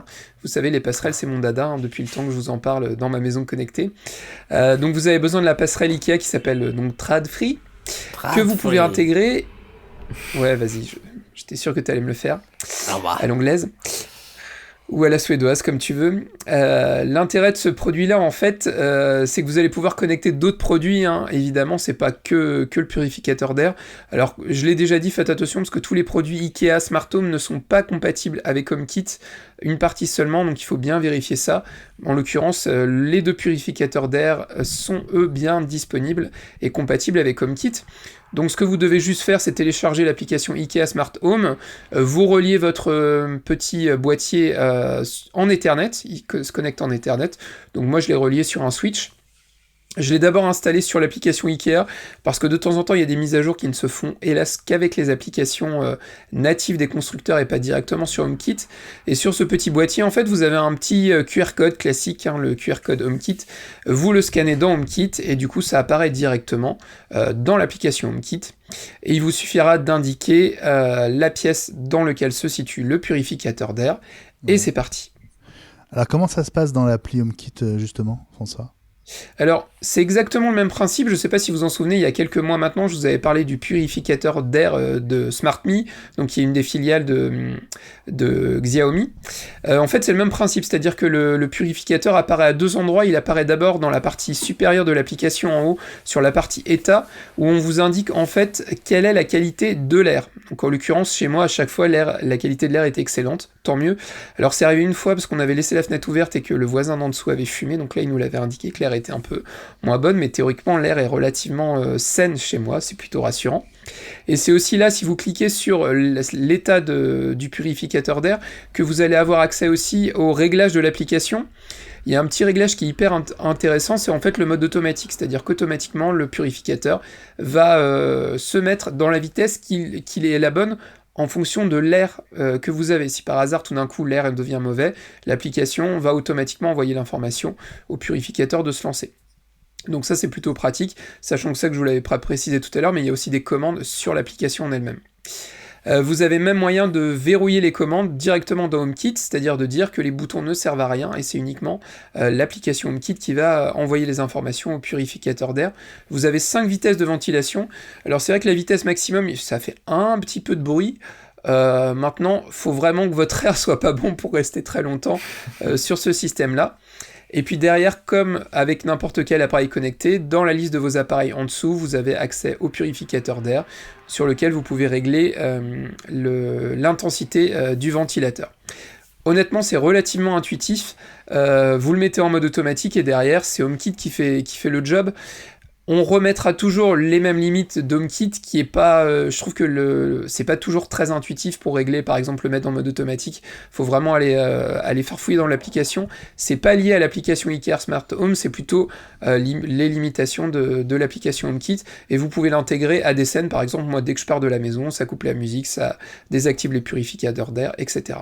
Ouais. Bon, allez, on va passer à la caisse. Combien vaut ce purificateur? Alors, qui s'appelle, tu m'as dit? Starkling. Voilà. C'est ça. Alors, combien vaut-il et quel est donc ton bilan après un mois d'utilisation? Alors, il est affiché à 99 €. Donc c'est pas énorme, je pense en particulier, je pense à toi Benjamin qui est en région parisienne, c'est vrai qu'on dit souvent que l'air n'est pas très bon, donc ça peut être une solution d'investir là-dedans. La passerelle Tradfri vaut 24,99 €, donc elle est pas très très chère, et l'intérêt c'est que derrière vous allez aussi pouvoir rajouter d'autres éléments de l'écosystème Ikea, comme des ampoules, comme il y a des petits lanceurs de scénario aussi, des petits boutons sur lesquels vous pouvez paramétrer des actions. Le gros avantage de l'écosystème Ikea, comme un peu Aquara, c'est que c'est des produits qui sont relativement abordables, donc ça peut être un bon moyen de vous équiper pour pas trop cher. Les filtres sont affichés à 9,99 €, donc comme je le disais, il y a 2 types de filtres, un filtre qui est fourni en standard pour le pollen, les petites particules fines, et un autre pour les mauvaises odeurs qui vaut aussi 9,99 €. Vous pouvez superposer les deux, hein. Il y en a qu'un qui est fourni en standard, mais vous pouvez acheter le deuxième et le rajouter. Au niveau des mauvaises odeurs, ça peut être utile aussi, hein, évidemment. Si vous cuisinez beaucoup, si vous le mettez dans votre cuisine, logiquement, ça enlèvera les mauvaises odeurs. Les filtres sont donnés pour être utilisés pendant à peu près 6 mois, et avec l'application Ikea Smart Home, vous pouvez aussi savoir, il vous accompagne comment changer le filtre, vous dire s'il est usagé ou pas, s'il est sali. Le pré-filtre est assez facile à nettoyer. Les filtres, vous les changez quand on vous indique ou quand vous voyez qu'ils ne sont plus en bon état. Donc pour moi, le bilan est très positif. Je l'ai trouvé relativement intuitif, pratique. Je suis très agréablement surpris par l'application Ikea, qui tourne vraiment très très bien. Je l'ai comparé avec le modèle SmartMe que j'avais et les résultats sont à peu près les mêmes. Maintenant, le gros avantage par rapport au produit SmartMe, c'est que le produit, il est disponible en magasin en France. Les fils, vous pouvez les changer, vous les aurez en magasin en France de manière très rapide, vous pouvez le faire livrer chez vous. Alors que c'est vrai que le produit Xiaomi, pour changer le fil, je sais pas trop comment je vais faire, je risque de devoir passer peut-être par Amazon s'ils les ont en stock, mais la dernière fois que j'avais regardé, c'était pas le cas. Donc potentiellement par AliExpress ou autre. Voilà, donc la petite limite elle est là, et puis vous savez pas la mesure exacte de l'air, vous avez juste le niveau, si c'est excellent, si c'est moyen, etc. On n'a pas de valeur précise, c'est un peu dommage, peut-être que ça arrivera avec une autre version. Je lui mettrai un bon 4,5 sur 5, parce que voilà, si vous avez un air qui est pas très bon, n'hésitez pas, et je le trouve plutôt design, donc ça donne un gros plus aussi. Pas mal, merci beaucoup François pour ce test. Thomas, tu es client de ce genre de produit ou pas du tout? Moi j'adore la domotique, mais j'habite dans un 21 mètres carrés parisien. Donc je peux pas trop me fournir en la matière. Bon, en tout cas, voilà, on a donc appris tout ce qu'il fallait savoir sur ce purificateur d'air proposé par Ikea. Allez, c'est l'heure de passer à table. Dans un instant, le dîner du chef Eli. Entrée, plat, dessert, c'est l'heure de passer à table avec toi Eli. Qu'est-ce qu'on mange ? Eh bien écoute, en entrée, je vous ai préparé en fait la petite guéguerre de la semaine. Tiens, une passe d'armes entre l'ARCEP, que vous connaissez, et Free, puisque l'ARCEP a publié cette semaine la liste des opérateurs et des vitesses de connexion. Et il se trouve que Free est sorti de cette enquête en dernière position. Bon, vous connaissez Xavier Niel, il n'aime pas beaucoup ce genre de choses et se laisser faire. Et donc, il a contré avec ses propres mesures en disant « ce n'est pas vrai ». Voici nos mesures, etc. Donc le débat, en fait, et du coup, ils ont cherché. Et l'ARCEP a utilisé une méthode de mesure qui est en monothread. C'est-à-dire quand on se connecte sur un site web, ils ont compté un retour, un thread, alors que Free prétend, preuves à l'appui, par rapport aux sites qui utilisent en particulier du multimédia, un peu de vidéo, des animations, etc. Ces sites utilisent du multithread, jusqu'à 200 threads pour un site. Et donc, quand on mesure en multithread, on obtient des mesures qui sont totalement différentes. Alors, pour enterrer l'âge de guerre, Free a demandé à une filiale de l'ARCEP de faire des mesures de façon indépendante. Et cette filiale a utilisé du multithread. Et du coup, Free est ressorti plutôt en bonne position. Et donc, l'important dans cette histoire, c'est de dire que ce n'est pas le résultat qui compte, c'est la méthode utilisée pour y parvenir. Voilà, voilà. Très bonne entrée en matière, Élie. On est prêt pour le plat de résistance. Alors, le plat de résistance, ça peut être, et je ne l'ai pas testé pour l'instant, malheureusement, et je n'ai même pas pu aller l'écouter parce qu'il faut être dans un showroom parisien. Peut-être que vous pourrez le faire avant moi. En tout cas, moi, à Nice, je n'en ai pas trouvé. C'est Sony qui annonce en fait une révolution dans le home cinéma à la maison. Parce que, vous savez, le home cinéma, soit vous avez, quand vous voulez faire de l'Atmos, du vrai ou du DTSX pour écouter les derniers épisodes sur Apple TV+, ou sur Disney+, ou que sais-je, ben, si vous voulez du son parfait, il vous faut de l'Atmos. Et l'Atmos, en principe, il vous faut un système qui soit du 7-1-4, c'est-à-dire 7 enceintes autour de vous, plus un caisson de basse, plus 4 enceintes au plafond, en sachant qu'on peut aller beaucoup plus loin, mais que ça coûte d'abord une blinde, et deuxièmement que vous pourrissez votre salon, parce que pour mettre 4 enceintes au plafond, il faut le faire. Donc je connais pas beaucoup de personnes qui aient réussi à faire ça chez eux, surtout que le salon, généralement, c'est le domaine de madame, donc c'est un peu compliqué. Donc on a essayé, moi-même, j'ai une barre de son compatible Atmos, qui coûte aussi un peu cher, mais je n'étais pas totalement satisfait parce qu'une barre de son a tendance à vous envoyer un son qui est assez horizontal et ces enceintes au plafond, elles ne sont pas vraiment positionnées de façon parfaite. Et ensuite, ça dépend de la pièce parce que, en particulier Samsung, qui est connu pour ses barres de son haut de gamme, ne fournit pas un micro d'équalisation. Et puis ceux qui fournissent un micro d'équalisation, je pense à Denon ou d'autres, ben, il faut que vous mesuriez à 9 endroits différents une position en tenant un micro à la main, mais pas forcément toujours à la même hauteur parce que c'est compliqué des fois avec des meubles au milieu, donc c'est compliqué. Et donc Sony vient d'arriver avec un système qui s'appelle le HT-A9 avec 4 enceintes, juste 4 enceintes. Ces enceintes sont équipées de micros, chacune d'entre elles, pas un micro central que vous déplacez. Elles s'équalisent entre elles, et donc il faut aller sur le site de Sony, on vous mettra le lien si vous voulez. Ces enceintes peuvent être placées n'importe où dans votre salon. Une placée à côté de la télé, l'autre accrochée au mur, une un peu plus à gauche, une un peu plus à droite et plus basse, et vous avez dans tous les cas un son qui est parfait avec 12 haut-parleurs virtuels. Et le truc, il faut regarder sur le site Sony comment ils ont fait, et ils ont fait évidemment dans leur site intervenir des spécialistes du son, des gens qui font du mastering donc en DTS et en Atmos, qui ont écouté, qui n'en revenaient pas. Ils ont dit mais on n'a jamais entendu ça de notre vie. L'immersion sonore est juste incroyable. J'attends avec impatience de voir. Pour l'instant, c'est que des tests américains. Alors, c'est parfait. Il y a un seul problème. Ça vaut 1700 €. Bon, en même temps, pour un bon système Atmos, on est au-delà de 3000 €. Hein, donc, mais 1700 €, bah, tout le monde ne peut pas se l'offrir. Mais s'il est vraiment, vraiment, vraiment top, j'ai commencé à économiser un peu. C'est comme ça. Bon. On va te laisser un bon pourboire pour que tu puisses mettre un peu d'argent de côté après ce repas. C'est gentil. Allez, on passe au dessert. Ah oui, alors le dessert, c'est juste incroyable. Ben, c'est juste incroyable. Parce que, figurez-vous qu'il y a une brave dame aux États-Unis qui, au moment de se coucher, elle avait un peu mal à la tête, elle avait un ibuprofène à la main et ses AirPods Pro. Elle a ouvert la bouche et imaginez ce qu'elle a fait. qu'il a avalé son AirPod Pro à la place de son ibuprofène, ce qui est déjà assez incroyable. Et elle s'en est aperçue après, quand elle a vu qu'elle avait gardé sa gélule à la main. Elle a voulu la mettre dans l'oreille. La gélule dans le boîtier des AirPods. Et ça chargeait pas et tout. Donc elle s'est dit, mais qu'ai-je fait là, mon Dieu? Et donc, c'est le sketch des nuls, en fait, non? Et donc, il est allé passer une petite radio qui lui a bien confirmé qu'elle avait avalé son AirPod Pro. Et donc, cette dame nous dit 2 choses assez intéressantes.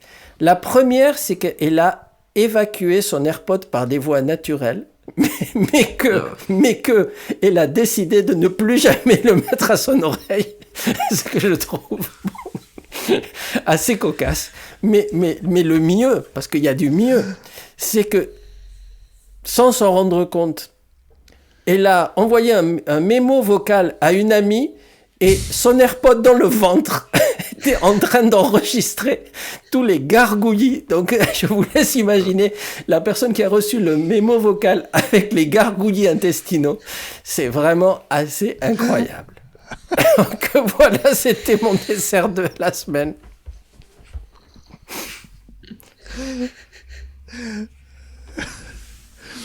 Bon, écoute, oui, je comprends qu'elle a du mal à se remettre dans l'oreille après ça. Bon. Bah là, littéralement, il aura de la merde dans les oreilles, quoi. Pardon. Merci François. J'attendais, je sais pas la faire. Voilà, merci. Bon, allez. Merci Ellie. On va tous se cotiser pour t'offrir une barre de son en 2048. Allez, dans un instant, le tuto audio. On va vous parler d'e-message. À tout de suite. Comment maîtriser le nom et la photo de vous que reçoivent vos correspondants dans e-message ? En effet, Apple vous permet de contrôler la manière dont vous apparaissez pour vos correspondants quand vous utilisez e-message. L'inverse est aussi vrai à propos de votre correspondant, notamment si il ou elle ne figure pas dans vos contacts. Il faut savoir que les tuyaux de communication d'e-message sont notamment constitués d'un canal qui transmet le nom et l'image de chacun selon les réglages effectués dans iOS ou dans macOS. Alors il faut aller dans les réglages sous iOS puis choisir Message et partager le nom et la photo. Sous macOS, il faut ouvrir Message puis aller dans les préférences et dans Général. Là, vous pouvez activer ou désactiver l'envoi de votre nom et de votre image pour ceux avec qui vous échangez pour la première fois. Les autres, s'ils ont déjà reçu vos infos, les conservent. Les 2 premières lignes de ces réglages permettent de modifier vos noms et prénoms. Vous pouvez taper, changer et mettre ce que vous voulez. En cliquant sur modifier sous l'image, vous pouvez la changer ou la recadrer par exemple. Si vous choisissez une photo et pas un emoji, iOS vous demandera si vous voulez utiliser cette photo de vous partout. Et partout, ça veut juste dire pour votre Apple ID et pour votre fiche dans Contact. Si vous ne le souhaitez pas, cliquez simplement sur Plus tard et elle ne servira que pour vos messages. Si vous choisissez de partager uniquement avec vos contacts, ceux qui n'avaient ni votre nom ni votre photo les recevront automatiquement. Ceux qui en avaient déjà devront valider leur mise à jour. En revanche, si vous choisissez toujours demander, vous devrez donner votre autorisation à chaque fois que vous écrirez à un nouveau contact. Je ne savais pas, c'est bien, on en apprend toutes les semaines. Eh oui. Allez, on se retrouve dans 3 secondes avec les meilleurs deals HomeKit du Black Friday 2021 avec François. Ma maison connectée, François, c'est avec toi. On va revenir sur le Black Friday avec quelques pistes de bonnes affaires à l'occasion du Black Friday. Bah oui, et puis le problème c'est que mon premier point intéressant, il a déjà été spoilé par Ellie, mais bon, c'est pas grave, on va en reparler. Les caméras Eufy, Ellie nous a fait un test dans un des premiers numéros du podcast audio d'iWeek l'année dernière. N'hésitez pas à les acheter. Le modèle motorisé, il y a quasiment 16 € de remise. Le modèle classique aussi, il est à moins de 30 €. Caméra compatible HomeKit Secure, donc si vous n'avez pas de caméra et que vous voulez vous équiper, c'est vraiment pas cher du tout. Elles sont même moins chères aujourd'hui que la gamme Aquara. Xiaomi qui est maintenant, on l'a évoqué, en vente sur Amazon. Le problème, c'est que les produits sont beaucoup plus chers que ce qu'on pouvait avoir quand on passait par AliExpress. Mais cette semaine, en ce moment, vous avez pas mal de remises. Il y a une nouvelle caméra qui vient de sortir, qui a une tête plutôt sympa, mais qui a un gros inconvénient, c'est qu'elle est quand même assez chère. Pour du Aquara à 120 €, je trouve ça cher pour du Xiaomi. À vous de voir si vous voulez tester, mais toute la gamme Xiaomi est en promo, les boutons qui vous permettent de lancer des scénarios, les détecteurs de portes, les détecteurs d'humidité, etc.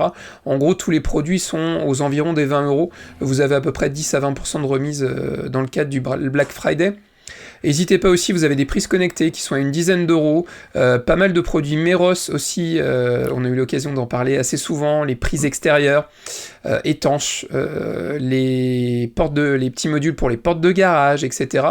Par exemple, le module porte de garage, ils en ont sorti un nouveau modèle qui vaut moins de 60 € en promo. Et puis les classiques, évidemment, la gamme You de Philips. Vous avez des kits complets avec le pont pour moins de 100 €, donc pareil, c'est un bon moyen pour vous de tester. Où est-ce qu'on trouve ces prix-là, François ?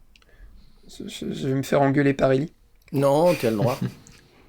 La plupart des promos, en fait, c'est Amazon. Hein. C'est le point central pour avoir les remises. L'avantage, en fait, sur Amazon, c'est que vous avez moyen de sélectionner le Black Friday. Vous avez juste à taper HomeKit et il vous sort pas mal de promos.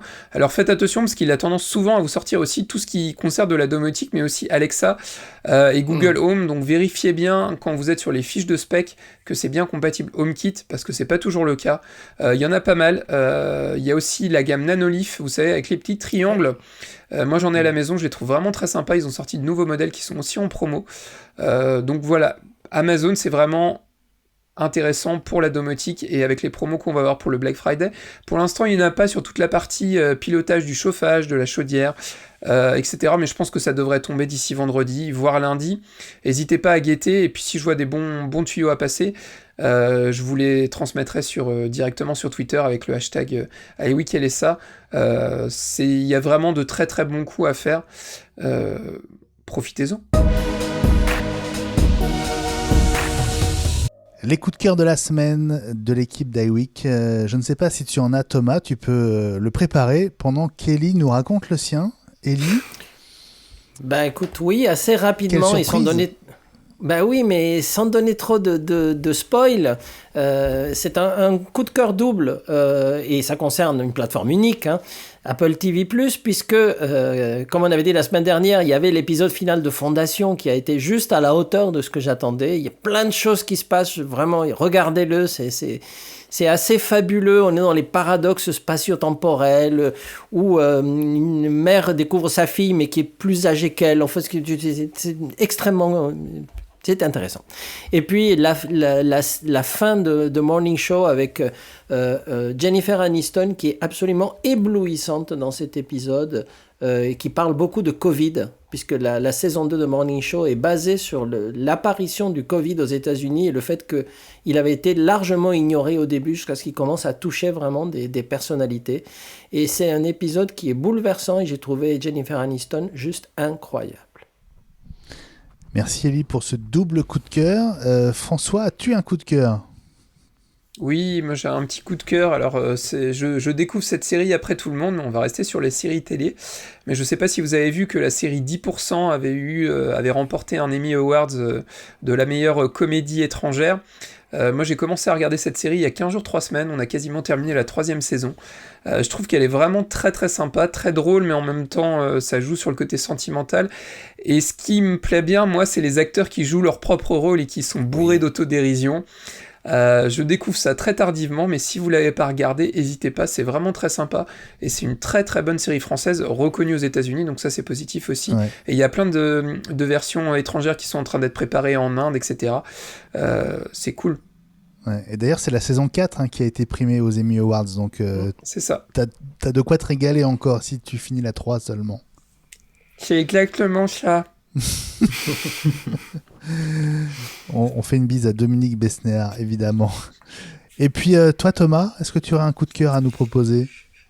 Je suis un peu embêté parce que j'ai pas de coup de cœur là tout de suite pour une raison un peu honteuse. C'est que en ce moment, je regarde pour la première fois The Office après je ne sais combien d'années et de personnes qui m'ont recommandé cette série cultissime, mais voilà.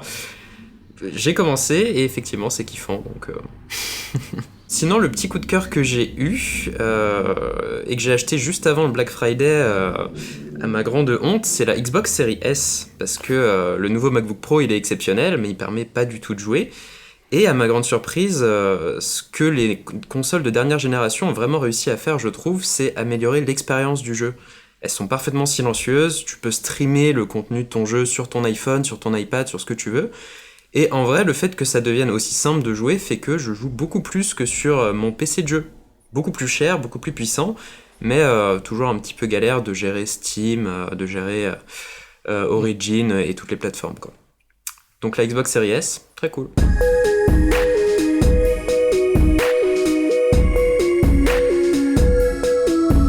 Ah, on se serait cru sur la route 66 tellement on était bien ensemble. Merci d'avoir partagé cet épisode 66 avec nous. Merci à toi, Thomas Saiko, d'avoir été notre invité. C'était très sympa. Plaisir. Non, merci à vous. C'était super cool. Et puis, bah, comme tu as vu, moi j'ai sauté sur ton message dès que tu m'as proposé parce que j'étais en mode « Ah, vous, je vous connais !»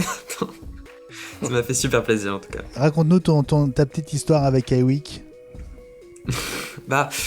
J'ai commencé à vous suivre super tôt en fait. Je suis pas un grand consommateur de podcasts à la base. Je crois qu'il y en a que 3 français que je suis. C'est Take Out avec Robin Laneri, Léo Duff et Manuel Diaz. On refait le Mac, le classique. Et puis vous, parce que notamment, je fais quand même partie de la génération Z qui a découvert la technologie avec le Apple contemporain, les iPod Touch, ce genre de choses. Et donc avoir votre point de vue qui est beaucoup plus global, qui avait connu des périodes d'Apple qui sont différentes, des périodes compliquées, certaines, bah mine de rien, ça me donne une perspective qui est aussi super intéressante. Bah écoute, voilà. Ça fait plaisir. T'as quel âge, Thomas, par curiosité ? J'ai 24 ans. Ah ouais. Bon, t'es un tout petit peu plus jeune que nous, mais c'était un vrai plaisir de te rencontrer et de faire cet épisode avec toi. Merci beaucoup. Et puis... tu es le bienvenu absolument quand tu veux, donc au plaisir de te recevoir à nouveau dans iWeek. Bah, carrément, quand vous voulez. Alors pour te suivre, on va le rappeler, Twitter et YouTube. Bah, sur Twitter, du coup, c'est NightechYT, donc NIGHTECH, et sur YouTube, pareil. Vous pouvez même simplement taper Thomas Saiko, on me trouve a priori. Merci Thomas, salut à la team iWeek, salut Ellie. Bonsoir à tous et à la semaine prochaine. À la semaine prochaine Ellie, salut François, très cool de te retrouver. Bah merci, c'était sympa de vous retrouver, puis faites bien chauffer la carte bancaire, n'hésitez pas à nous partager ce que vous achetez. Absolument, on fait une bise à Gilles et à Jean-Christophe du côté de San Francisco. On se retrouve jeudi prochain, on sera le 2 décembre 2021, ça va commencer à sentir Noël à plein nez, hein, assez sérieusement. Merci à nouveau de votre soutien financier sur patreon.com/iWeek. Si vous n'êtes pas encore contributrice ou contributeur, on compte sur vous. Si vous appréciez notre boulot bénévole, prenez quelques instants et rejoignez la communauté iWeek sur Patreon. Et puis, essayer i5, c'est aussi nous aider. Et essayer i5, c'est l'adopter. On le voit très clairement. Alors, goûtez à ce podcast quotidien avec les 3 jours totalement gratuits qu'on vous offre sur Apple Podcast. Et incessamment donc sur Spotify. On vous tient au courant via Twitter et sur nos comptes @iWeekNews et @i5fr. Voilà, passez une très bonne fin de semaine. Bon Black Friday, bon week-end, bon Cyber Monday et à jeudi prochain pour l'épisode 67. Salut à tous, bye bye. Salut. Bye bye. Salut.